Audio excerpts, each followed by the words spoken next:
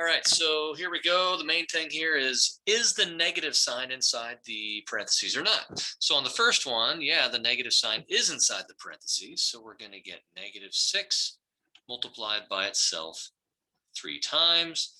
And an odd number of negatives multiplied together is a negative. And 6 times 6 times 6 is 216. Okay, now what about the other one?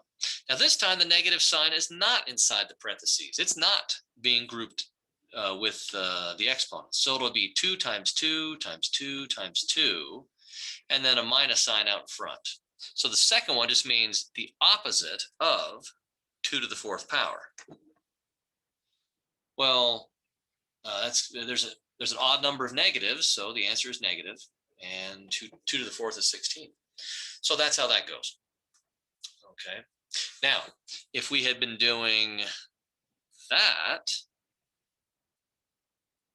it would look like this, just like the first one, in which case we would get +16 for the answer. All right, so now on these, typically you won't write it out the long way, but I'm going to for just one of them. So we get x squared times x to the 5th times x. Well, how many x's are we multiplying together? Let's see, 1, 2, 3, 4, 5, 6, 7, 8 x's. Okay, so that must be x to the 8th power. And indeed it is.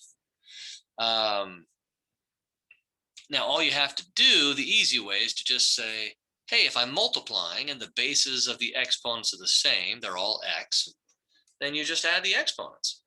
2 plus 5 plus 1 is 8. And that is really all you do. So on this one, it'd be 4 plus 1 plus 5 is 10. So the answer would be x to the 10th power. Now, we could check that on the calculator, and that would make us happy, make all our hopes and dreams come true. So if we type in the original,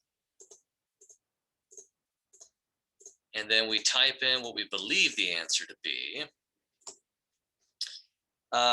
if we did it correctly, then they should be equivalent. They're supposed to be equal to each other. So I go to the table, and I notice that no matter what I plug in for x, the two of them are equal to each other. And therefore, I have done it correctly. Now let's do that same thing, except now there's more than one variable, but who cares? So we've got 2 times 2 times 4. That's 16. All right. Then we've got v to the 7th times v to the 1st. 7 plus 1 is 8. Okay. Then we've got w to the 8th times w to the 7th. That's going to give us w to the 8 plus 7, or 15, and that's it. That's all I do on these. So I know it's very anticlimactic. All right, so on this one, same thing as the last, except now we're doing division. Okay, well, let's start with the stuff we already know. 45 divided by 5, that's 9. Okay, and hey, look, I can cancel the C's because they're the same. I can cancel the D's because they're the same, and I'm just left with a B. So 9B. Now this time we're going to do the same thing again, except there's exponents that aren't 1. Okay, so let's see what we got. Well, I can cancel a 4 out of those two. And then I can say, well, do I have more W's on the top or the bottom? Well, I've got 3 on top, 1 on the bottom. So there's more on the top. How many more? 2 more. So I end up with W squared on top, because in effect, I would have canceled, or in effect, I did cancel 1 W. Do I have more X's on the top or the bottom? Top. So I put an X on top. How many more? 1.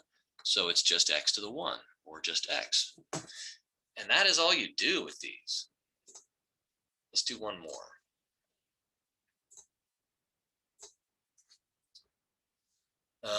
Let's see. Okay, well, okay. So once again, I get the 6 on the bottom for the same reason.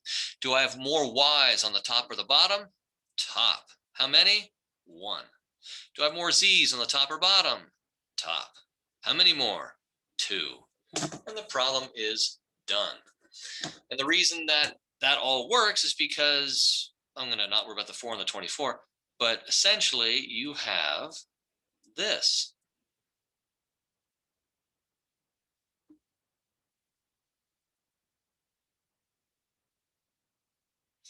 Okay. And you're just doing all the regular canceling. And so what are you left with? A single y on top and a pair of z's on top.